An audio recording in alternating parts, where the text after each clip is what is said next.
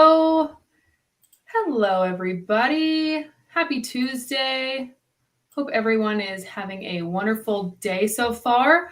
Welcome, everyone, to Red Planet Live. I am your host, Ashton Zeth. I'm elated to be hosting the Mars Society's podcast and leading the conversation about human exploration of the universe and the future settlement of Mars. As a longtime space enthusiast, I am passionate about STEM education and making humanity an interplanetary species. So thank you again, everyone, for joining us today and supporting the Red Planet Live. Today's episode features a renowned planetary scientist and a former chief scientist of NASA with 42 years of experience, known for his contributions in the study of planetary atmospheres and numerous missions under his leadership, including New Horizons spacecraft flyby of Pluto, the Messenger spacecraft to Mercury, and overseeing the landing of Curiosity rover on Mars. He's a strong advocate for science education and public engagement, and his leadership has helped shape NASA's vision for future space exploration. Dr. James Green, welcome to the podcast. Thank you for being here today. Thanks so very much, Ashley. I'm excited to be chatting with you. I talked this up with all my friends and family and colleagues, and so I know we have a bunch of them listening, and like I said, I'm really excited to chat with you today. That's great. Well, before we kick off the conversation with James, I have two special Mars Society announcements to share. The first is that the Mars Society recently announced the first cadre of 35 Mars Society ambassadors who have been formally accepted into the program. These ambassadors are a group of professionals and advocates who are committed to raising public awareness about the importance of exploring and ultimately settling Mars.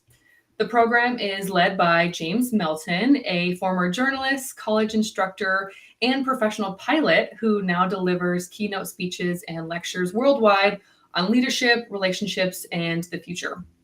This group of 35 ambassadors consists of individuals from a wide range of backgrounds, including education, science, nonprofit work, and business, and are all from a variety of countries and cultures. In addition, the group includes many people of different age groups, from students who are currently enrolled in higher education programs, up to individuals who are active and hopefully enjoying retirement. The diversity of these ambassadors ensures that they bring an array of perspectives and expertise to their advocacy work. Over the course of their tenure as Mars Society ambassadors, the group will work together to promote the importance of human exploration and settlement of Mars. They will share their knowledge and insights through a variety of channels, including public speaking engagements, social media, and other forms of outreach. The program is expected to expand in the coming year with additional ambassadors being added to the group. For more information and to apply, visit marssociety.org. Congratulations to the new Mars Society ambassadors. Don't forget to wear your patch. And the second announcement that I have for Mars Society is that the Mars Society is thrilled to announce that their 26th annual International Mars Society Convention will take place this year from October 5th to 8th at Arizona State University in Tempe. This 4-day event will bring together leading scientists, policymakers, commercial space executives, government representatives, media, and space enthusiasts to discuss pressing topics related to space exploration, technology advances, and planning for human exploration and settlement of Mars. Now, to ensure maximum participation, the Mars Society will employ innovative technology platforms for in-person and virtual presentations, panel discussions, and debates. Attendees from around the world can join the conference, post questions, and interact with each other. Further details about the event, such as registration, information, a list of confirmed speakers, suggested hotel accommodations, and requirements for the poster contest will be released soon. Get ready to explore Mars with the Mars Society and stay tuned for more updates. All right, James, are we ready? Yes, but you have to call me Jim. Jim, okay. We'll keep it casual, Jim, as you requested. That's what I refer to. So on the Red Planet Live, I do a segment called Question of the Day. I know this particular question is going to be a heated debate, and I'm curious to see what everybody votes online. So make sure to put your answer in the chat, which should be on one of your sides here. So today's question of the day is, are you more of a Star Wars or a Star Trek fan?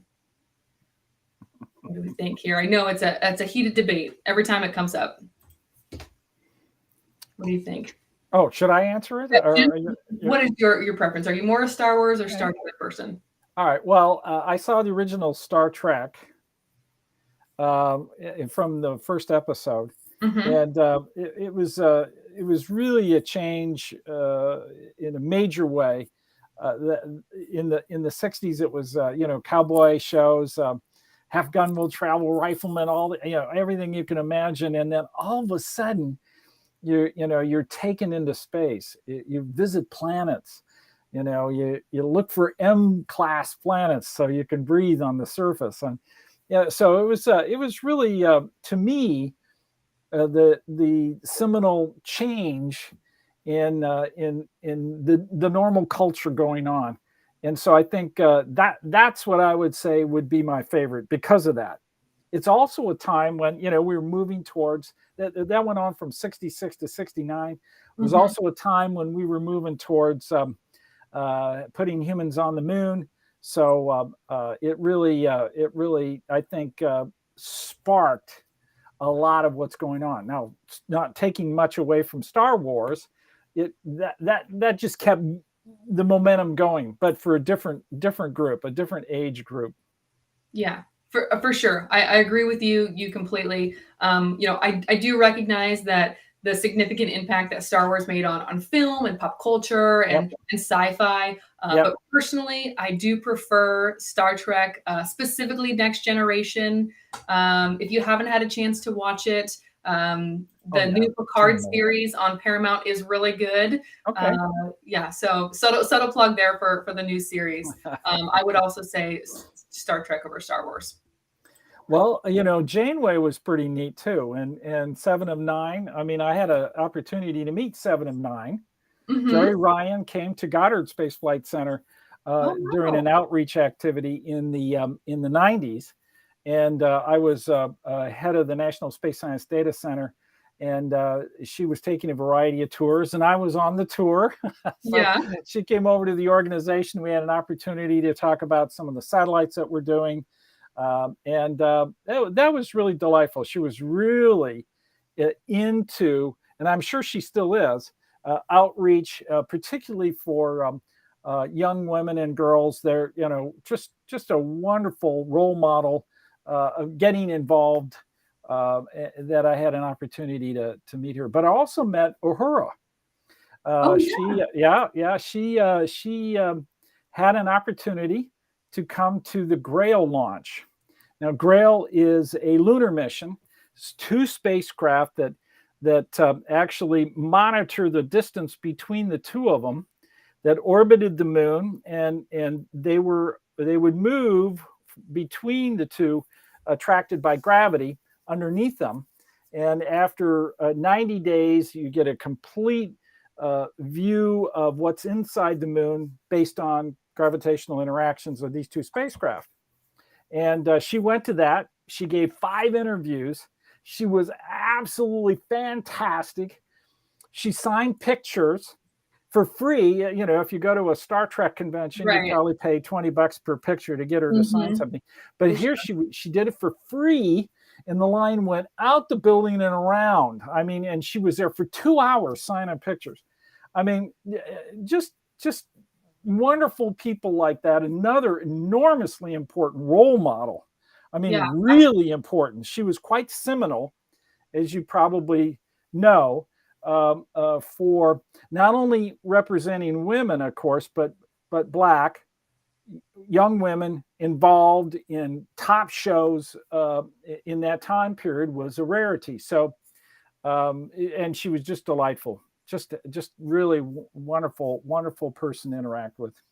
Yeah, absolutely. There's so many stories about her cultural impact and how she influenced film and TV, being a woman, like you said, African American woman on TV, and the impact that had. So yeah, I would agree for sure. I think that the chat is overwhelmingly Star Trek, so I'm glad to know that we have other Trekkies among us.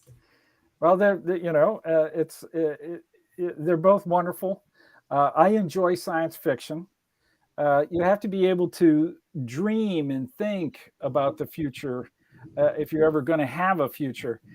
This is, like seminal things that along the way that have happened, like the Andy Weir's books on not only The Martian, but Artemis, and now Hail Mary. I'm reading And that right now. yeah, well, okay, good. Yeah, Hail Mary. Okay, well, I no admittedly I'm not spoilers, too no far yet. spoilers. Just started. I Good. bought it for my flight to Florida to go to Kennedy Space Center last week. So, Uh-huh. I'm not too far in it yet. So yeah, Okay. don't spoil anything for me. No But I'm spoilers. excited about it, and that's pretty cool. I mean, you have a special connection there. I Have you do. contributed a little bit to what level you I can did. tell us to The Martian? I will. What happened one day is Ridley Scott decided he needed an expert on Mars since he now was going to produce the movie. The script was already written by Drew Goddard. It was Ridley really loved it, and he called up NASA headquarters and he said, "I want to talk to somebody that knows something about Mars." Okay. Now, as head of planetary, I had 3 branches in my organization. One was a research and analysis group. Another one was solar system missions that were discovery and new frontiers. But then I had a Mars branch. And the head of the Mars branch, we commonly referred to as the Mars Czar. And Chiwetel Ejiofor really plays that person in the movie. Mm-hmm. And that's the person that looks at all the robotic missions, interacts with JPL in terms of their management, how they're tasked, how they coordinate communication off the surface. All the stuff you basically see in the movie, that's run out of the Mars program. Well, Doug McQuiston was that person. He retired after the successful landing of Curiosity. And so I was acting in that role. So then that interaction with Ridley Scott fell to me.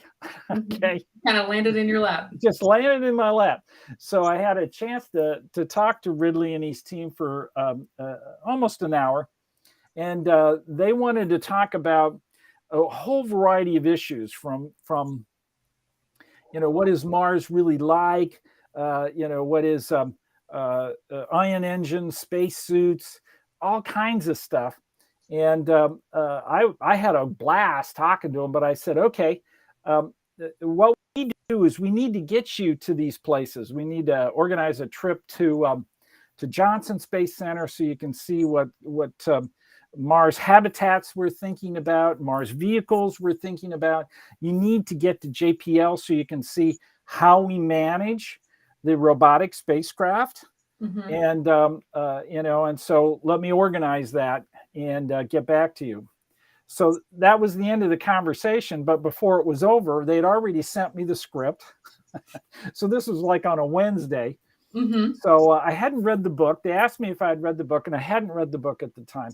So I got an ebook, read that and the script. And then on Monday, we had a major meeting in the Office of Communication at NASA headquarters, and they turned to me and said, well, what do you think? Should we support this movie?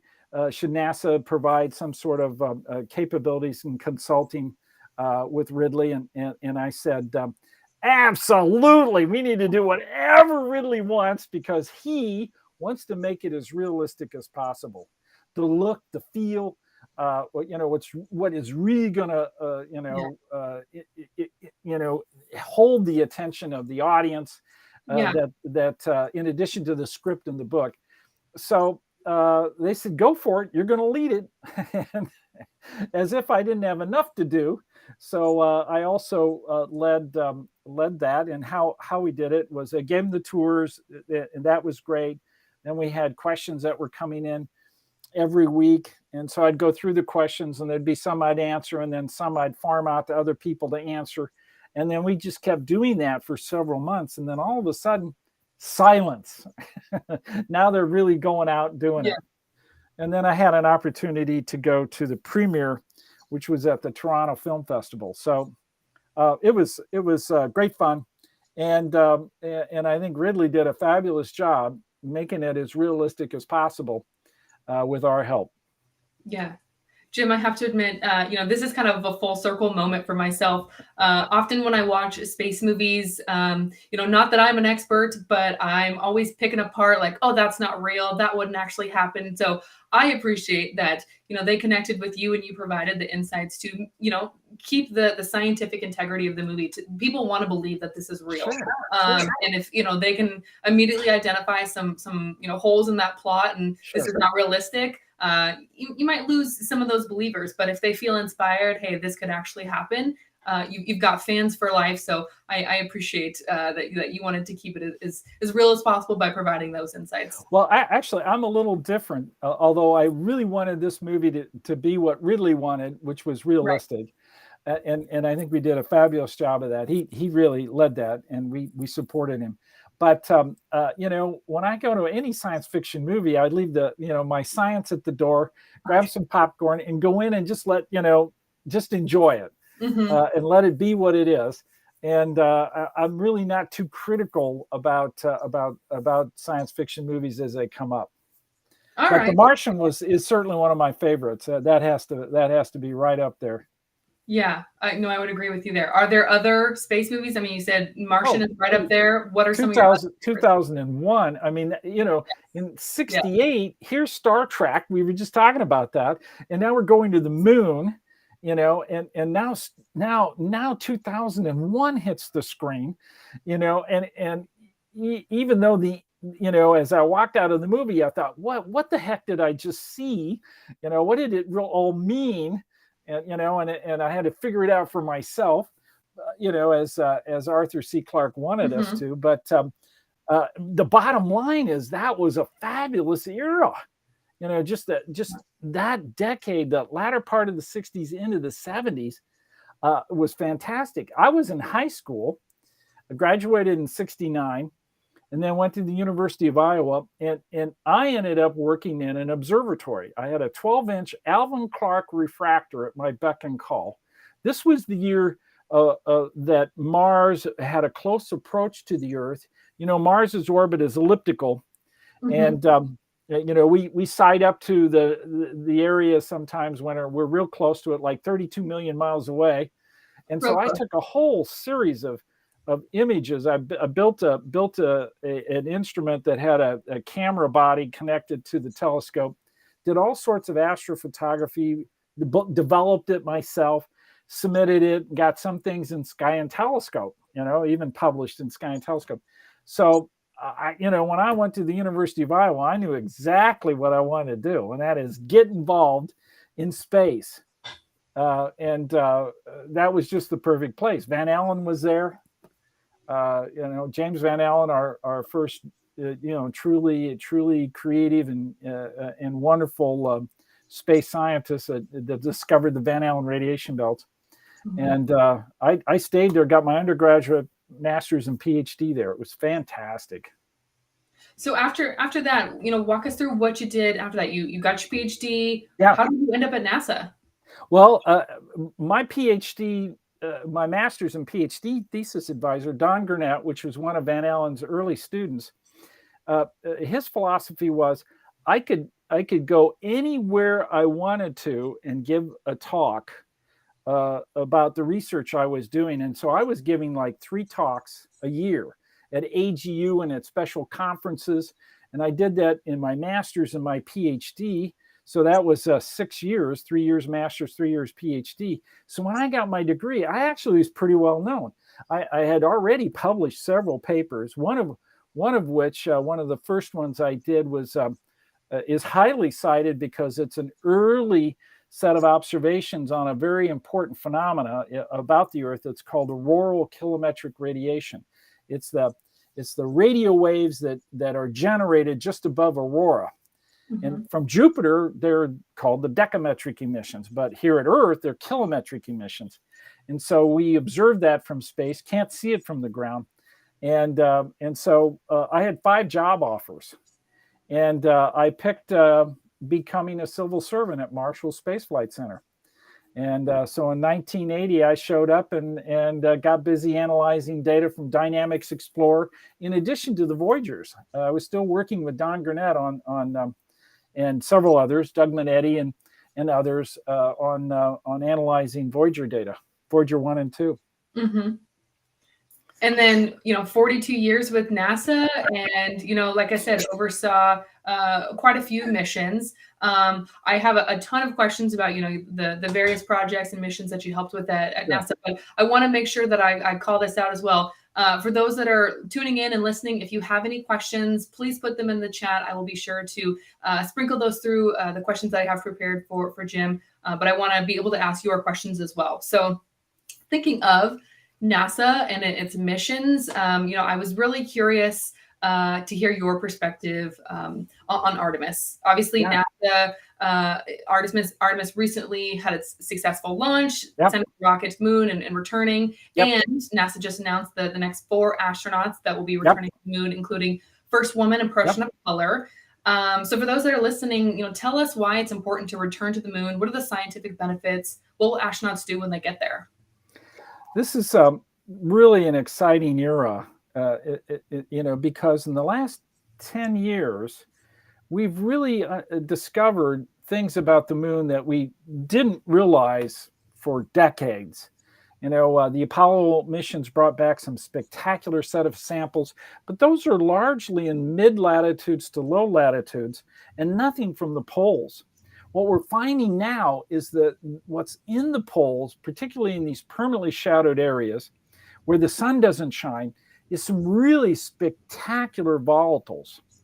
Now, to understand that, you have to recognize the origin of the moon and the Earth comes from a theory that now looks like it's pretty solid. It's called the giant impact hypothesis, whereas the Earth was being formed, a proto-Earth, and other objects in the solar system. Another object called Theia, the size of Mars, was also in and around our orbit, hit the Earth.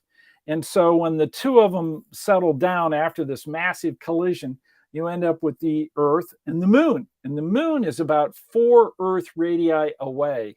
It's just outside the Roche limit.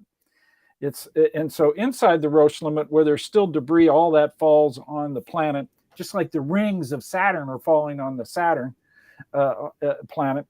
And so now the moon over time is going to gradually move away from the Earth. We also found out that the moon during this time period generated its own magnetic field. So the magnetic field of the Earth and the moon began to interconnect. And this provides early Earth atmosphere to the poles of the moon. We also find out that during the time period called the late heavy bombardment, where we think the Jupiter and Uranus and Neptune and Saturn rearranged themselves a little bit. Perhaps there was another planet in the way there too. We don't know.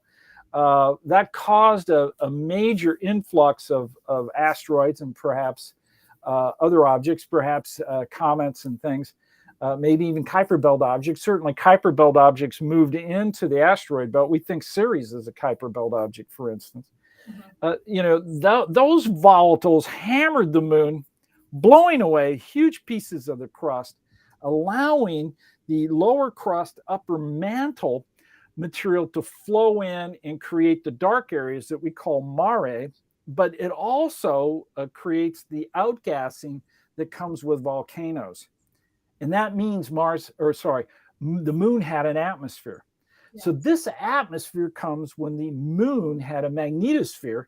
And indeed, what happens during this time period is the magnetosphere protects that atmosphere a little bit, allows it to live a little longer. The current estimates are that the magnetosphere protected the lunar atmosphere for at least a couple 100 million years. And what happens during this time period is that those volatiles then would migrate to the poles. The atmospheric pressure is twice that of Mars today, about 12 millibar, 10 to 12 millibar. And so you can imagine that the snowing out of these volatiles on the polar regions of the moon are also laying in these permanently shadowed regions. So the bottom line is, when we go in there to get access to water, we know there's water in there. That has come from comets. It has come from the Earth. It has come from meteorites. It has come from the moon itself over the several billion year history of these deposits flowing into the polar region. So the history of those interactions is laying in these permanently shadowed regions. So we want to core those. Now, they may be mixed up due to micrometeors hitting the environment, but we should get a general sense of what was going on over the history of the Earth and Moon. So this is just opens up a huge area for us to be able to study by going in there and getting the samples, let alone using those using the water that comes from that and other volatiles. You know, CO2 is probably in there too, and perhaps in abundance, and extracting the oxygen and being able to use that. Of course, for the water, we want to drink it. H2O is H2O, whether it's here on Earth or it's on the moon or on Mars, is water. And of course, you can tease it apart and create rocket fuel, or you can breathe the O2. So the water, it provides just a tremendous resource. All that was completely unknown in the 60s, in the 70s, in the 80s, in the 90s, and part of the early 2000s. And it wasn't until those last 10 to 15 years that we really started piecing together a new story about what really is happening in the polar areas of the moon. And that's where we're going to go visit. That's what makes Artemis, to me, a tremendously important set of missions and goals. Scientifically, it'll be spectacular. It will be a boon to our understanding of what's going on, in addition to being able to learn to live and work on a planetary surface, which we want to do before we go to Mars. Yeah, that was going to be my next question, is how is the Artemis missions and going back to the moon is going to prepare us for the future, sending humans to Mars and the eventual settlement of Mars? Sure. Well, being able to live off the land, ISRU, is really what we want to do. In situ resource utilization, ISRU. And that means if there's resources there, we want to use them. Okay, so if there's water in the permanently trapped or shadowed regions, trapped in these craters, and we get access to it, we're going to drink it, we're going to use it. Those processes of how to be able to tease that stuff out, how to melt it, how to utilize it in the ways I had just mentioned, to drinking, breathing, and rocket fuel, are processes we want to be able to test and use, and then do that indeed on Mars itself. Now, of course, we've started that process a little bit with Percy. Perseverance has a really nice experiment, MOXIE, which is designed to bring in the Mars atmosphere, zap that CO2, popping off an oxygen. And then, of course, free oxygen loves to connect and create O2, which then is breathable. And then you have CO, you end up with carbon monoxide and oxygen in the experiment. You vent the carbon monoxide, and now you got a ready source of oxygen to breathe. That's the oxygenator from the Martian, okay, if you will. And it's a great little unit, and it's working perfectly. It's doing astounding things, and in fact, that can be scaled. And if it's scaled, then you could set it down on the surface, and it can make a rocket fuel before you even show up, as an example. But Mars has also some spectacular resources. What many may not realize is with our radars on Mars Express and SHARAD on the Mars Reconnaissance Orbiter, we have teased out a particular area on Mars, which is the old North Pole. Now, the Mars tilt, its axis of tilt is 23 degrees at the moment, but it can be as low as 15, but as high as more than 45 degrees. And so it just flips all over the place. Mm-hmm. And that means then the polar cap migrates. And indeed, we believe we have found the location of one of the old North Poles, and it has a considerable amount of water, ice. I mean, we believe it's about the size of the state of Arizona. It can be 750 meters deep in some places. And so I think the best places to be able to land and live on Mars will be in one of these areas that connects into this ancient North Pole, this glacier, this buried glacier. Now, in some places, it's not very buried, very deep, maybe under a handful of meters of soils and regolith and dust that you then can go in and bring in the ice, and that's far better than trying to extract it, I think, out of some of the other sources, the minerals and the and other sources. If it's readily available, let's just go do it. Mars has an enormous amount of water. It's just primarily in ice form. Yep. Trying to extract it. Yeah, one of the things that I heard you say before was disruptive technologies. Yes. So I'm curious, what, in your experience, what are some of those disruptive technologies, and what disruptive technologies do we need to get us to Mars? Okay. In my career, there's been a bunch of them. In 1980, I had an opportunity to start NASA's first internet. Now, we take internet for granted, but I got news for you. Prior to that, if you wanted to talk to somebody, you picked up a phone, which was connected to the wall by a cord, by the way, and or you sent them a fax or a telex. It's not like it is today, where it's email and it's all kinds of applications, remote logon, running supercomputers. That was a tremendously disruptive technology. And then, of course, in the 1990s, the World Wide Web came along, providing access to data. And now we're motivated because we have tools to be able to provide data to users in real time. As I mentioned, I was head of the National Space Science Data Center.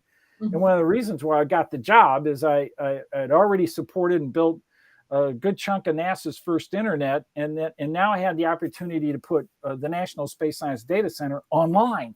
And so we brought a big terabyte worth of data, which was huge at the time, right, online. I mean, I got 4 terabytes in my Mac sitting in front of me, and that had all the IUE data, International Ultraviolet Explorer. We had also IRAS data, and we had all kinds of heliophysics missions and all kinds of stuff like that.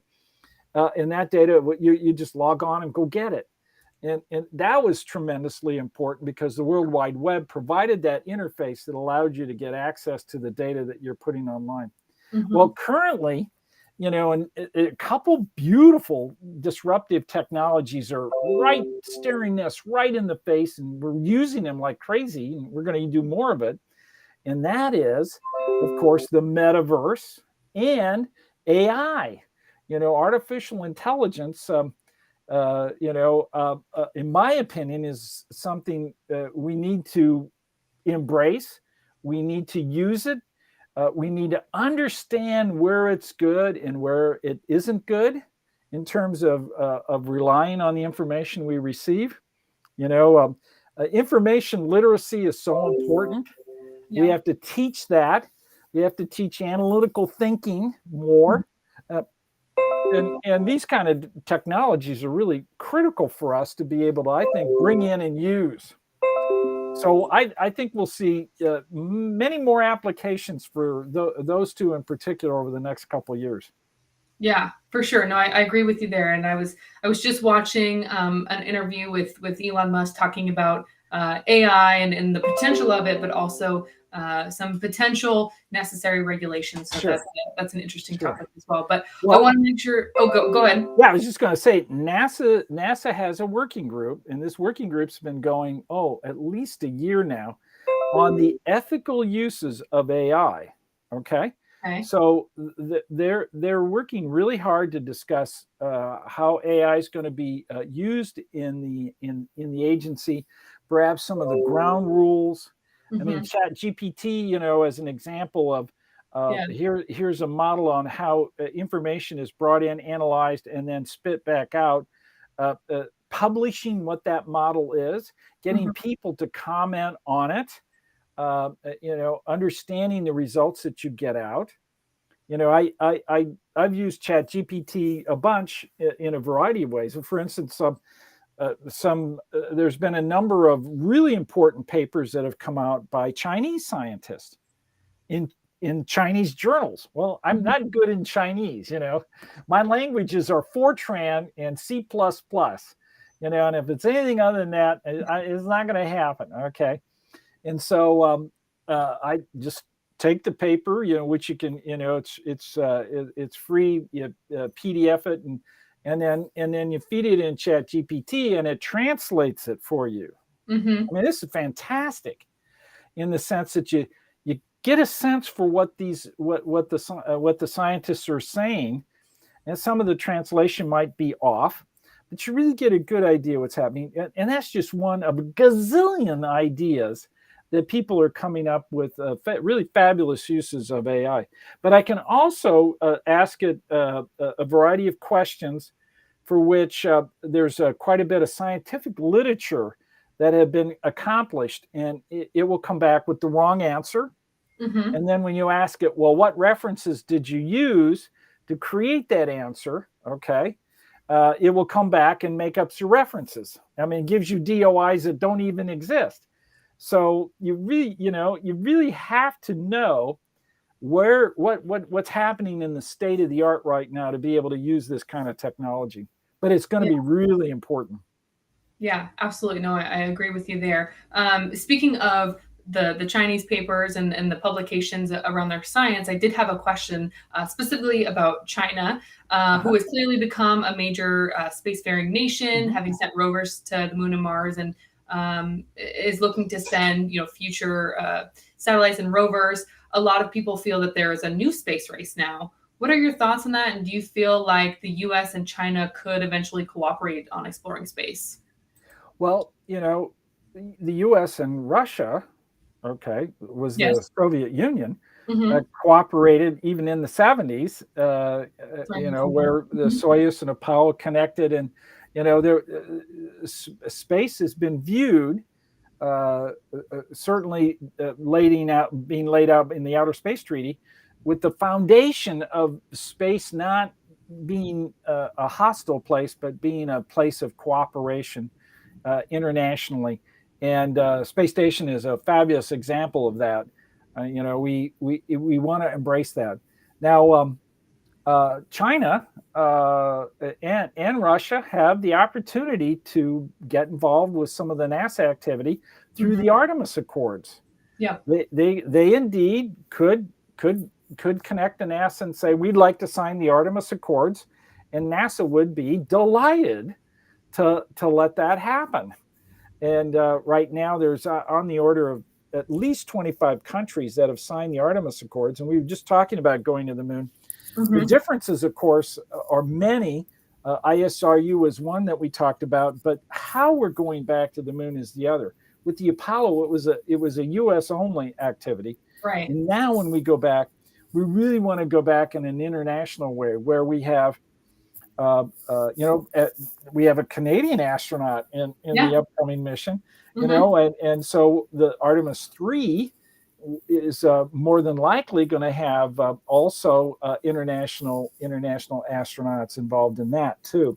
But we want to work together in a coordinated way, and I think the Artemis Accords lay out a really good opportunity for nations to participate and be part of, I think, one of this generation's greatest achievements, and going back to the moon, and really teasing out what's happening, living and working on a planetary surface, not a little sortie like the Apollos where you're there for a day or two and you're home, Right. but stay there weeks, months perhaps, Mhm. and really use the environment, as it's meant to, from our perspective, is a platform for observation. We can study the cosmos there. We can study the history of the solar wind is laying in the regolith that you're walking on. Okay, how can we tease it out? What's the history of our sun been like? That has allowed life to flourish on this planet, but not on Venus, or and so some of these really important questions could be answered by that vantage point of going to the moon and really staying there for long periods of time. Yeah, no, absolutely. I think right now is a pivotal, an incredible time for the next generation, inspiring, obviously, young people to be involved in STEM, have future careers in science and engineering and technology, mathematics, obviously. But it will be interesting to see, the next, like you said, Artemis 3, which members of perhaps the European Space Agency may be included on that crew. To have long duration stays on the moon, similar to, astronaut Scott Kelly, when he spent a year on the space station. Yeah. I want to see something like that on the surface of the moon as well. That'd be great. Let's do that. Yeah. All right. We're in. Let's do it. Let's do it. What's the hold up? I want to take some questions from the audience. We have some great questions. Let's see. The first one that I'm going to read here is, when do you estimate that nuclear thermal propulsion technology could be used for future NASA crewed missions to Mars? And that's from Thomas Cleveland. It's going to be a while, but there could be some major breakthroughs that happen. It starts, of course, with NASA working with the Department of Energy. Now, we do work with Department of Energy a lot. When I was head of planetary, Department of Energy managed a small amount of plutonium that came from the Cold War era of making nuclear material for bombs, and it was a product of that. It's not bomb grade anything, but plutonium-238 is just the right isotope, and we had a small amount, and that meant, well, what about missions like Percy? Where are we going to get the material to have other robots on Mars, or even going out to Uranus and Neptune, where the sun is very dim and solar panels are not going to cut it. So I worked with the administration at the time to restart plutonium production, and we came up with a way to do it. So I know we're working with Department of Energy is really critical, and they're so talented in many ways. That they created a process completely separate from what was done in the past to create plutonium-238, and now they're doing it on a regular basis. And that means the planetary missions of the future will survive in going to the places where the sun doesn't shine very much. I mean, even if you wanted a sample from Mercury, you'd get it on the night side. You'd probably use radioisotope power to power your systems, go down and get your sample, and then come off. You wouldn't get it on the day side. It's too darn hot. Mm-hmm. So, and the infrastructure to do that's too hard. So all that kind of stuff, and that includes, power even on the moon, is a new relationship with the Department of Energy that NASA has, and that research is going on. I'm not up on where they are right now in terms of what their plans are to be able to get these systems up and running. Mm-hmm. But my bet is it's going to take a while. So I think our first set of missions to Mars will probably be pretty traditional. Mm-hmm. Yep. I hear you. Well, speaking of missions to Mars and energy and systems, we have a question from David Rodriguez, which is, how will Earth-moving equipment such as bulldozers, excavators, dump trucks be delivered to Mars? You need big rockets. Like Starship coming up? Is that kind of rocket? We know of a big rocket right now that's working, and that's the SLS. Mm-hmm. And that can carry an enormous amount of material. So we got to have them. We got to have a set from the small to the large, And it's great that we now have choices coming up. If Starship pans out and it has the opportunity to fill a niche, then that's what we want. But right now, the SLS is working. I mean, they're literally building the second Artemis SLS right now. Artemis 2 SLS is under construction right now. So we're lucky that we have such a powerful capability.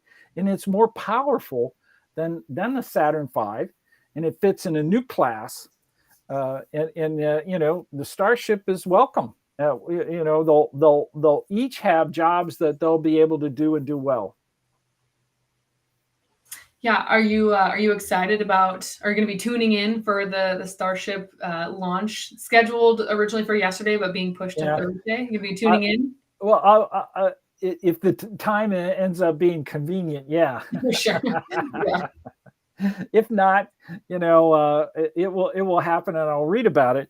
But it doesn't mean I'm not excited about it. Indeed, I am. I'm wishing that'll be successful, and that we now have a new tool in our arsenal. Yeah, I was curious about your thoughts on the partnership between NASA and SpaceX specifically. I think I mentioned this earlier that I was just at Kennedy Space Center, and I saw the big Blue Origin buildings while I was down there. So not just SpaceX, but Blue Origin as well. Sure. But what are your thoughts on that partnership? How critical is it to have? It's very critical. Yeah.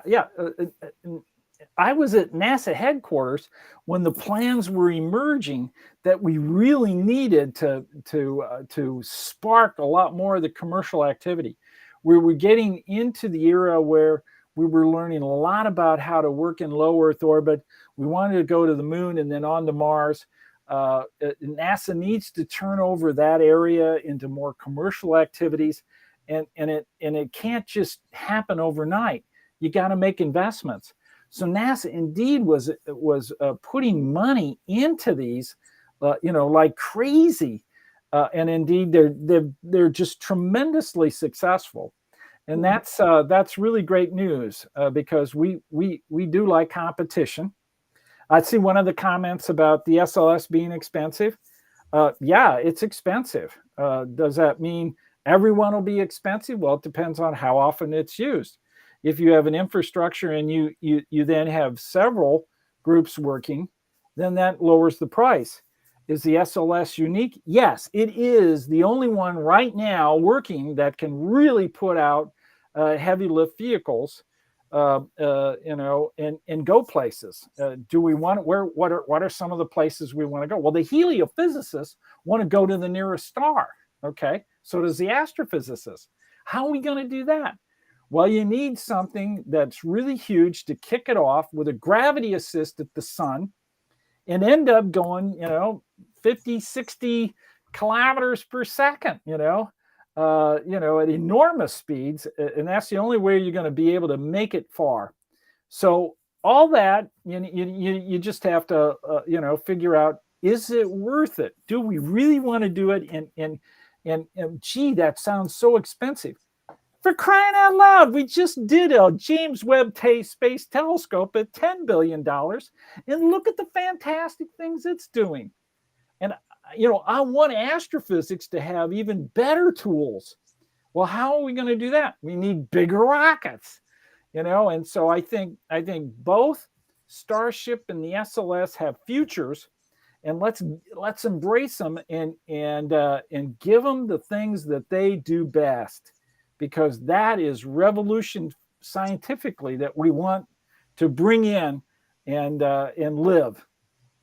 Absolutely. I can hear the passion and the enthusiasm behind it. And I love that. I love that you're excited about it. And yeah, I think that you're right. It is expensive, but it has to be. And having those partnerships with those commercial companies, although it is still expensive, eventually is going to help bring down the cost. Sure, absolutely. By reusing the rockets, the sustainability, it will eventually. Absolutely. Yeah. Let's see how all this plays out. Okay. It's not, let's put all our money in this and forget about the rest. This is competition at its best. Okay. Mm-hmm.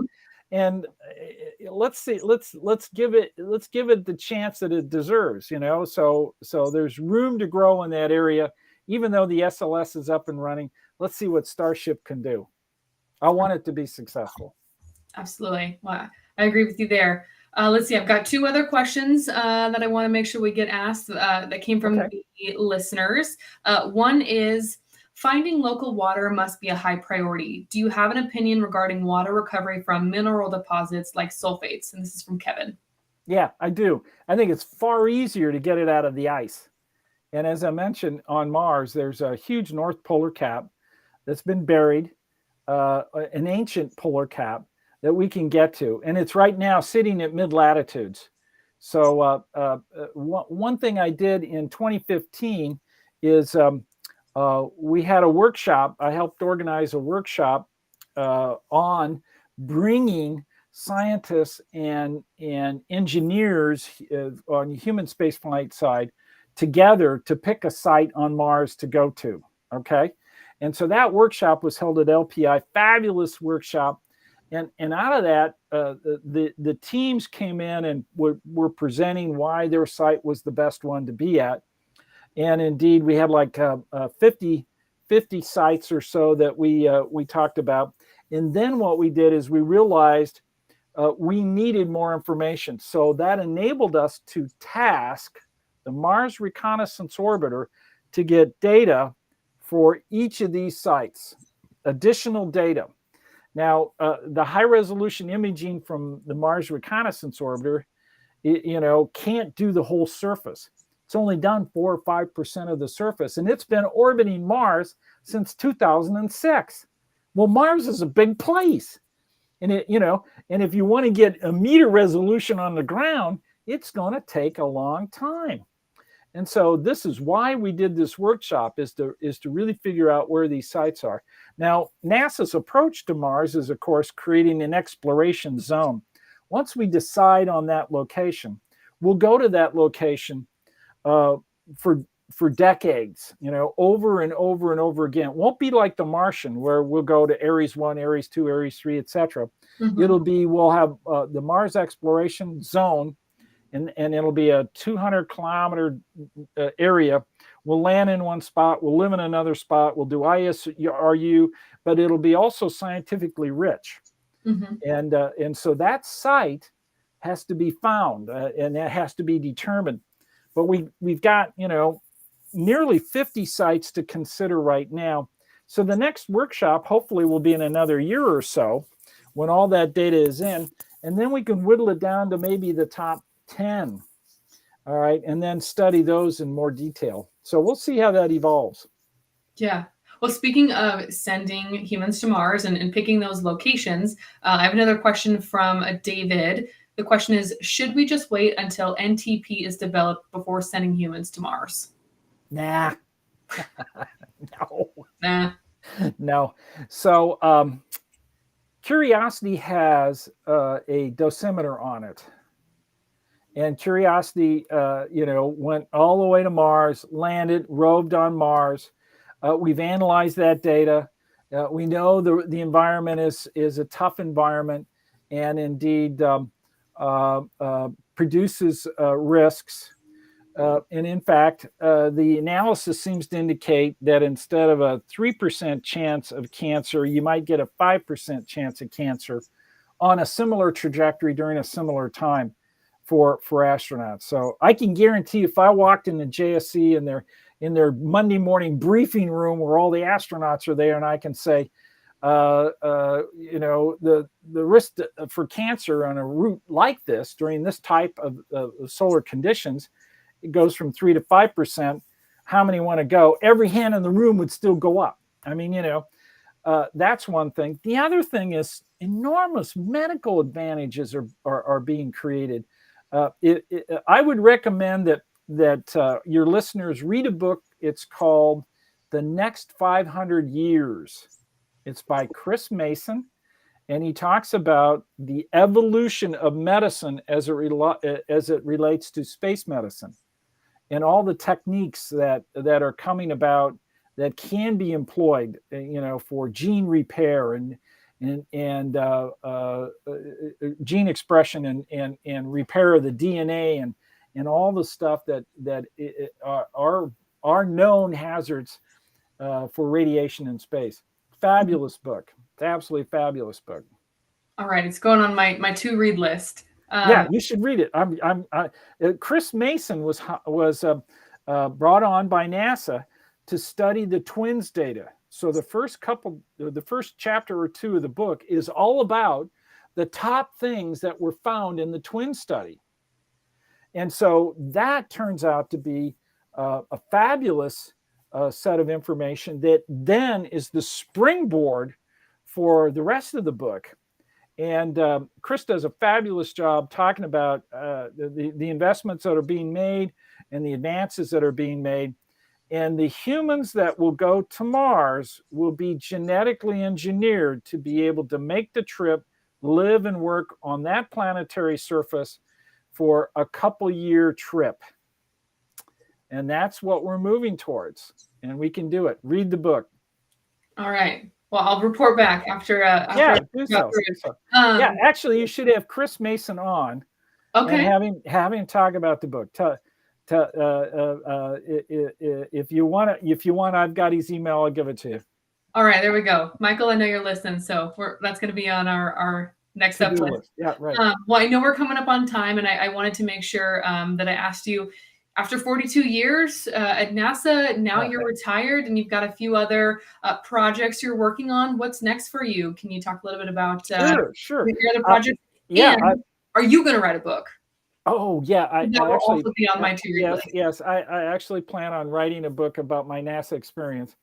I have quite a bit of stuff to talk about, all the way from my experiences in the neutral buoyancy tank at Marshall Space Flight Center when I made 150 dives, to the missions I've been involved in. I've been involved in probably more than 24 missions from various aspects, from not only the instrument aspect as a instrument co-investigator, but as a deputy project scientist, and certainly as head of a planetary science division at headquarters, constructing and creating a new strategic mission, selling it to the administrator, selling it to NASA, getting it approved by the president and OMB, the Office of Business and Management, or Management and Business, and then going to Congress and presenting the advantages and eventually getting the money for that. And that includes Percy, that includes Clipper, that includes DART. Those are the kind of things that I did for 12 years as head of the Planetary Science Division. So those are fabulous experiences that I need to indeed talk about in my memoirs. Well, I can't wait. I'm going to pre-order. Okay. We'll do a signed version if we can keep. Yeah, I'll show up at the Mars Society and if Nichelle Nichols can do it, I can do it for at least 2 hours. If the line goes out the door, that'll be great. I would love it. There we go. Well, Michael and James, I know again you're listening. We've got somebody ready for the Mars Society convention. We're gonna have Jim come there. Well, Jim, I know we're right at time. I just have to say a major thank you so much for coming on today's episode and sharing your experience and your knowledge. This was a wonderful conversation. Again, so many other things I wanted to ask you after your 42 years of experience. I mean, just incredible what you've been able to do. I have seen it all. I have seen and experienced it all. Well, I can't wait to read about it in your book. As soon as that's out. Right. And now I'm teaching space in the metaverse. So I've already developed a series of courses. I have an avatar. I go in and we have three-dimensional models of perseverance and ingenuity. The students walk around. I can tell them, what each of these things do, why they're doing it, and coring rock and bringing the rock back, and why that's so important in terms of understanding potential life on Mars. But certainly it's evolution over time, geologically and even atmospheric aspects that can be done. So teaching in the metaverse has just really been fantastic. So if you got an Oculus, sign up. You sign up. Yeah, walk into my classroom one of these days and enjoy it. You're going to see an influx of registrants now. That'd be good. That'd be good. Absolutely. Well, thank you again so much. I really appreciate your time. A special thank you to Michael Stoltz, to James Burke, our friends at Liftport. Thank you so much for all your help today. And thank you, listeners. You had excellent questions. This was an engaging conversation. So thank you for everybody's participation. Thank you, everybody. And as you always hear me say, the best is yet to come. Have a great day, everybody. Bye now.